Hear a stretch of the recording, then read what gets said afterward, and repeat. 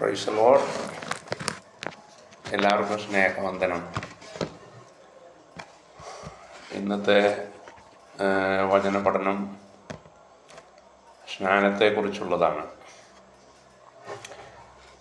ഇന്ന് നമ്മുടെ പല വേദപണ്ഡിതന്മാരും അവരുടെ സംവാദങ്ങളും ചർച്ചകളൊക്കെ കേൾക്കുമ്പോൾ നമ്മൾ വിശ്വാസികളിൽ പലരും വിശ്വാസം നഷ്ടപ്പെടുന്ന രീതിയിലാണ്.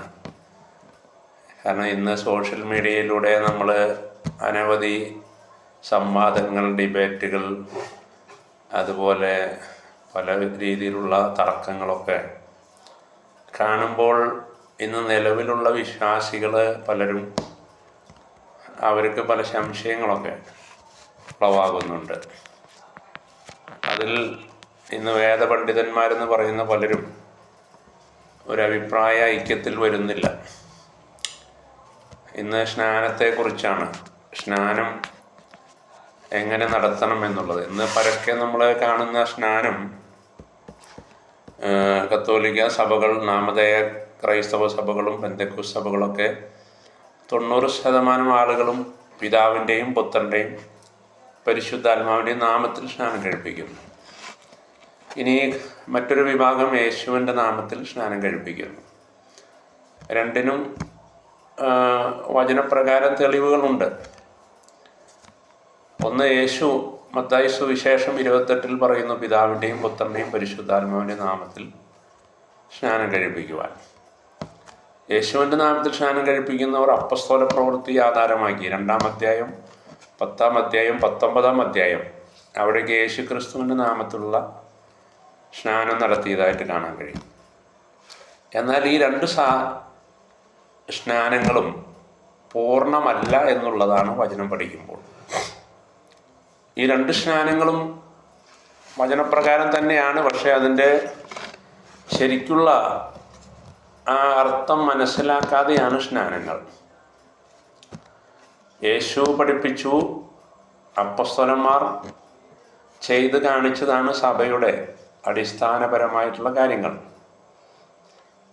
ഇവിടെ ഒരു കാര്യം നമ്മൾ മനസ്സിലാക്കണം.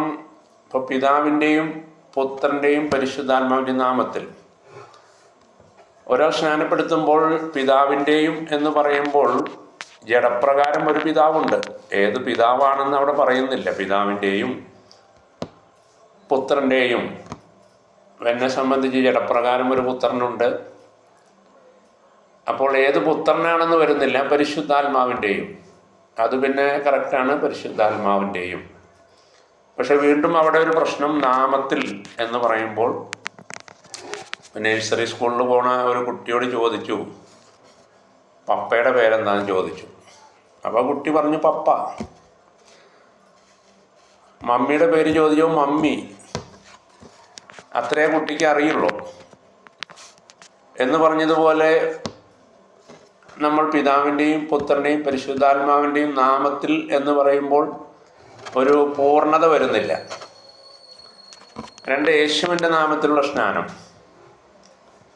യേശുവിൻ്റെ നാമത്തിൽ എന്ന് പറയുമ്പോൾ പൂർണ്ണത വരുന്നില്ല. കാരണം യേശുവിൻ്റെ നാമത്തിൽ എന്ന് പറയുമ്പോൾ ആ പിതാവിൻ്റെയും പുത്രൻ്റെയും എന്നുള്ളതായ ആ സ്ഥാനങ്ങൾ പൂർണ്ണമായി വരുന്നില്ല, പരിശുദ്ധാത്മാവ് എന്നുള്ളതൊന്നും.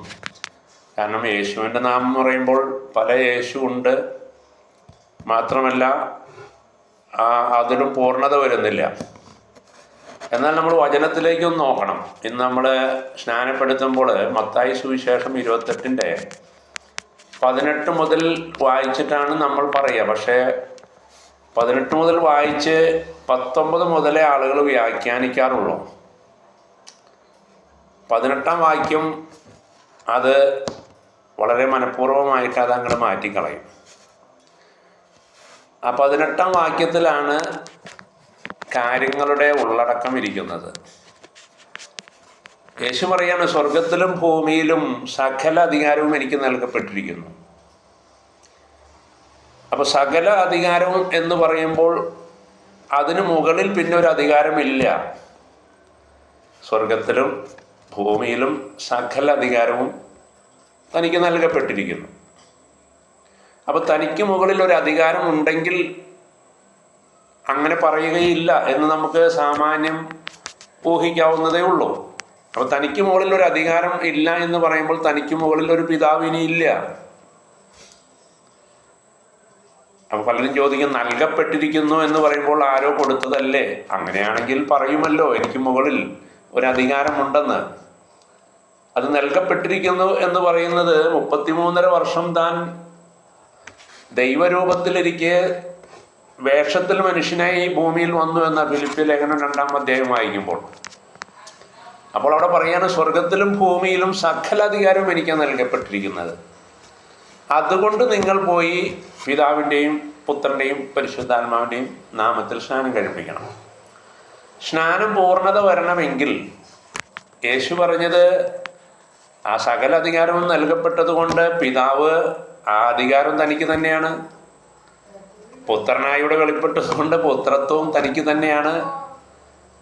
ദൈവം ആത്മാവാകുന്ന അവനെ നമസ്കരിക്കുന്നവർ ആത്മാവിന് സത്യത്തിൽ നമസ്കരിക്കണം. അപ്പോൾ പരിശുദ്ധാത്മാവായി പ്രവർത്തിക്കുന്നതും അവൻ തന്നെയാണ്. അപ്പോൾ എങ്ങനെയാണ് സ്നാനം പൂർണ്ണതയാകുന്നത്? സ്നാനം എന്നുള്ളത് അപ്പോൾ എങ്ങനെ വേണം എന്ന് പറഞ്ഞാൽ, പിതാവും പുത്രനും പരിശുദ്ധാത്മാവുമായ കർത്താവായ യേശു ക്രിസ്തുവിൻ്റെ നാമത്തിൽ എന്ന് പറഞ്ഞ് സ്നാനപ്പെടുത്തണം പൂർണ്ണത വരണമെങ്കിൽ. എന്താണ്? പിതാവും പുത്രനും പരിശുദ്ധാത്മാവുമായ കർത്താവായ യേശു ക്രിസ്തുവിൻ്റെ നാമത്തിൽ സ്നാനം കഴിപ്പിക്കുന്നു.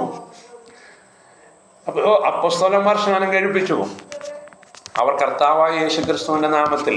യേശു ക്രിസ്തു തന്നെയാണ് സകല അധികാരവും. പിതാവും പുത്രനും പരിശുദ്ധാത്മാവും അവൻ തന്നെയാണെന്നുള്ള ബോധ്യം അവർക്കുണ്ടായിരുന്നു. അപ്പോൾ അവരത് അങ്ങനെ പറഞ്ഞോ ഇല്ലയോ എന്നറിയില്ല. വചനം നമ്മൾ പൂർണ്ണമായി പഠിക്കുമ്പോൾ അപ്പോസ്തല പ്രവൃത്തിയിൽ അവരൊക്കെ കർത്താവായ യേശു ക്രിസ്തുവിൻ്റെ നാമത്തിലാണ് സ്നാനം കഴിപ്പിച്ചിരിക്കുന്നത്. കർത്താവായ യേശു ക്രിസ്തുവിൻ്റെ നാമത്തിൽ എന്ന് പറയുമ്പോൾ പ്രശ്നമില്ല. പക്ഷേ അത് ഒന്നുകൂടി പൂർണ്ണത വരണമെങ്കിൽ പിതാവും പുത്രനും പരിശുദ്ധാത്മാവുമായ കർത്താവായ യേശു ക്രിസ്തുവിൻ്റെ നാമത്തിൽ സ്നാനം കഴിപ്പിക്കണം. മനസ്സിലായെന്ന് വിചാരിക്കുന്നു. ഇനി തനിക്ക് മുകളിൽ ഒരു അധികാരമില്ല എന്ന യേശു ഉയർത്തെഴുന്നേറ്റ് സ്വർഗാരോഹണം ചെയ്യുന്നതിന് മുമ്പ് ശിഷ്യന്മാരോട് സംസാരിക്കുകയാണ്. ഇനി യെശയ്യാ പ്രവചനം 9-ാം അധ്യായം വായിക്കുമ്പോൾ അവിടെ കാണുന്നുണ്ട്, നമുക്കൊരു ശിശു നൽകപ്പെട്ടിരിക്കുന്നു, നമുക്കൊരു മകനെ ജനിച്ചിരിക്കുന്നു എന്ന് പറയണം. അവൻ അത്ഭുത മന്ത്രി, വീരനാം ദൈവം, നിത്യപിതാവ്. ഈ ശിശു യേശുക്രിസ്തുവാണെന്ന് നമ്മളൊക്കെ പഠിപ്പിക്കുന്നുണ്ട്. യേശുക്രിസ്തു തന്നെയാണ്. അങ്ങനെയെങ്കിൽ ആ ശിശു നിത്യപിതാവ് എന്നാണ് പറയുന്നത്. കാരണം തനിക്ക് മുകളിൽ ഒരു പിതാവില്ല, താൻ തന്നെ പിതാവായിരിക്കെ ആ പിതാവിൻ്റെ മഹിമകളെല്ലാം വെടിഞ്ഞ് താണലോകത്തിൽ വന്നു എന്ന് നമുക്ക് മനസ്സിലാക്കാവുന്നുള്ളൂ. ഇപ്പം നമ്മൾ ഞാൻ കത്തോലിക്കത്തിലായിരിക്കുമ്പോൾ 10 പ്രമാണങ്ങൾ പഠിപ്പിക്കും. 10 പ്രമാണം പഠിപ്പിച്ച് കഴിഞ്ഞിട്ട് ഈ 10 പ്രമാണങ്ങളെ 2 കൽപ്പനകളിൽ സംഗ്രഹിക്കാം എന്ന് പറഞ്ഞ് പഠിപ്പിക്കും. അതിങ്ങനെയാണ്, 10 പ്രമാണം പഠിപ്പിച്ചിട്ട് 2 കൽപ്പനകളിലായിട്ട് അതിനെ സംഗ്രഹിക്കും. ഒന്ന്, എല്ലാറ്റിലും ഉപരിയായി നിന്റെ ദൈവമായ കർത്താവിനെ സ്നേഹിക്കണം. എല്ലാറ്റിലും ഉപരി ദൈവത്തെ സ്നേഹിക്കണം. 2, തന്നെ പോലെ മറ്റുള്ളവരെയും സ്നേഹിക്കണം. അപ്പോൾ 10 പ്രമാണങ്ങളെ 2 കൽപ്പനകളിൽ ഒതുക്കി പഠിപ്പിക്കും. അതുപോലെ ബൈബിൾ മുഴുവൻ നമ്മൾ പഠിക്കുമ്പോൾ പല നിലവാരത്തിൽ കാണുമെങ്കിലും യേശു അതിനെ ഒതുക്കി ഒറ്റ വാക്യത്തിൽ പറയുകയാണ്, സ്വർഗത്തിലും ഭൂമിയിലും സകല അധികാരവും എനിക്ക് നൽകപ്പെട്ടിരിക്കാൻ നിങ്ങൾ പോയി എന്ത് ചെയ്യണം? പിതാവിൻ്റെയും പുത്രൻ്റെയും പരിശുദ്ധാത്മാവിൻ്റെയും നാമത്തിൽ സ്നാനം കഴിപ്പിക്കണം. അപ്പോൾ പിതാവിൻ്റെ നാമം, പുത്രൻ്റെ നാമം, പരിശുദ്ധാത്മാവിൻ്റെ നാമം എന്നാണ്. സകല അധികാരവും തനിക്കായതുകൊണ്ട് താൻ തന്നെയാണ് അധികാരി എന്നുള്ളത് അവിടെ പറഞ്ഞു. ഇത് നമ്മൾ വാസ്തവത്തിൽ എന്ത് ചെയ്യണം? അത് മിണുങ്ങിക്കളയുക. അങ്ങനെ മിണുങ്ങരുത്. അപ്പോൾ സ്നാനം പൂർണ്ണത വരണമെങ്കിൽ പിതാവും പുത്രനും പരിശുദ്ധാത്മാവുമായ കർത്താവായ യേശു ക്രിസ്തുവിൻ്റെ നാമത്തിൽ സ്നാനം കഴിപ്പിക്കുന്നു എന്ന് പറഞ്ഞ് വേണം സ്നാനം കഴിപ്പിക്കുവാൻ. Okay, God bless U.